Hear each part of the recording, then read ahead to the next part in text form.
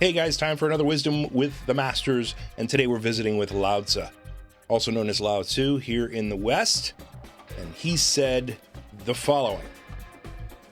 Therefore, the sage keeps to the deed that consists in taking no action and practices the teaching that uses no words. Okay, so what the heck is he talking about here when he's talking about keeping to the deed that consists of taking no action and practices the teaching that uses no words? All right, well, what Lao Tzu is talking about here is actually a pretty deep, full circle concept or topic. He's talking about enlightenment, and he's talking about the state of mind that arises that helps you enter into enlightenment, because it's a physiological process. And I know a lot of people don't like to discuss how science can explain spirituality or even enlightenment, but it can, and it has to, really, because anything that you experience through your physiology is going to be assisted by your physiology, or it won't happen, right? And the only reason you have a memory of those experiences is because your hippocampus is working in your brain. And so anybody who tries to unmarry the two is not as wise as they might purport to be. So what Lao Tzu is talking about here is he's talking about the state of mind that helps you enter into enlightenment, which is one of ceasing of conscious thought, no mind, which is an ancient teaching of the Buddha as well, an ancient teaching of many of the world's contemplative disciplines. It's what Christians practice with contemplative prayer, etc. It's what the monks of all the Christian monasteries practice on a regular basis, is quieting the mind and listening for God, right? So what Lao Tzu is talking about here is that state of mind that helps you enter into enlightenment, which is that state where, physiologically speaking, your mind's patterns stop doing what they were normally doing, so that different patterns might arise within the mind and different things can occur within the mind, at which point you seemingly exit the body into the infinite consciousness that exists and the thing that exists beyond your body. And that's the point that you realize you're part of the one field of consciousness that exists that creates absolutely everything. There is no separation. There is no other, right? So there are two things that he's alluding to here. One is the point at which your mind ceases and you enter no mind, and then all of a sudden you experience the things that exist beyond the mind normally.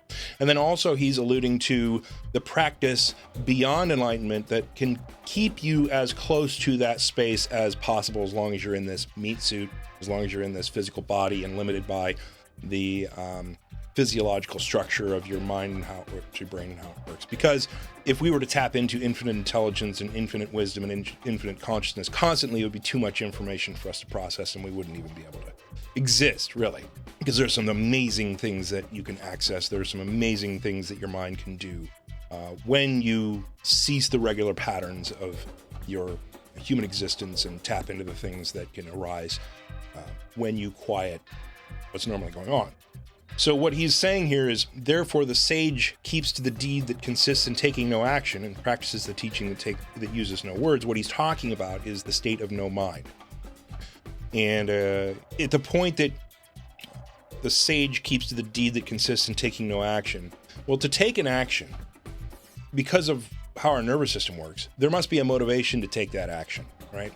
And your mind must have an attachment to something that you want to raise your hand for, or move across the room to pick up the cup of tea or something. There needs to be a motivation that is associated with that action, or the action won't take place. And if you're in the state of no mind, then there is no attachment, and there is no motivation to even move a fingertip, right?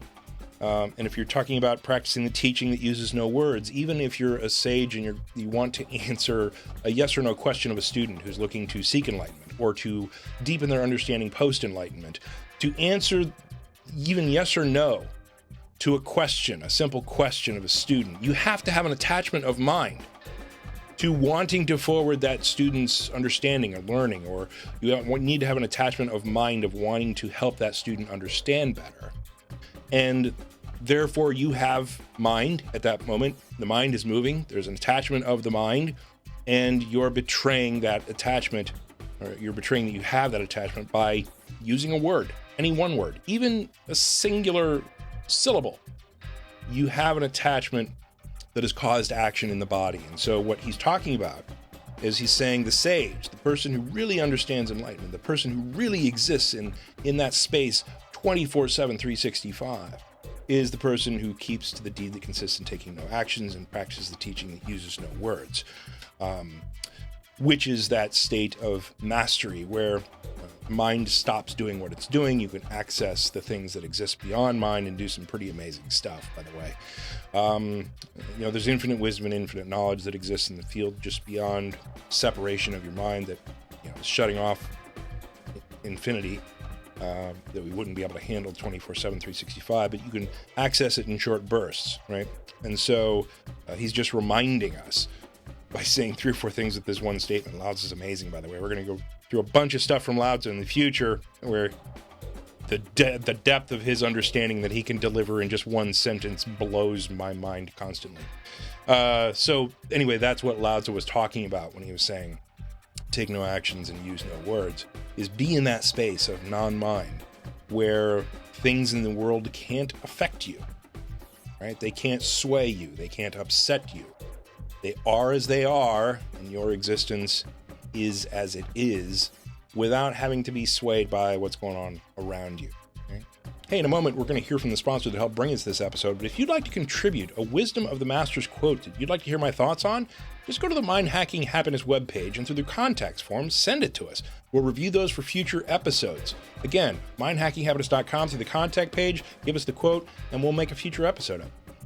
Hey guys, if you want to check out what is at least in contention to be the best mind mastery program on the planet, then go to mindhackinghappiness.com/mindmastery to check out our Mind Mastery 101 course. This program has been checked out by some existing mind masters and consciousness expansion experts to say that this program is the best of the best. Some Navy SEALs are reporting that this mind training is better than the mind training that Special Operations Command and U.S. intelligence provides active operators. And the good news is, it works for masters and newbies alike. In the course, I take you through how your human mind works and the variables that come together to create your inner turbulence and the things that block your happiness and focus so that you can change those variables and actually change your mind's output and how your mind works. You can learn to be less negatively affected by the world and raise your happiness game. You can learn to get yourself out of the way so that you can achieve any goal you wish to achieve. You can take control of your mind like you never thought you could before, and change your life in ways that you never thought were possible. Look, mind mastery is not an easy task, and you need one of the best programs available to tackle that challenge. So you owe it to yourself to at least check out mindhackinghappiness.com/mindmastery to check out what could be the best mind mastery program available. Use the checkout code MHHPodcast to save 10% on the course fee. Become a mind master today. It'll change your life. So anyway, I hope this helps you a little bit. I hope it's interesting, or maybe I'm wrong. Maybe you have a better interpretation of the sage keeping to the deed that consists in taking no action and the teaching that uses no words. Let me know what you think. Hope things are well for you. Talk to you soon.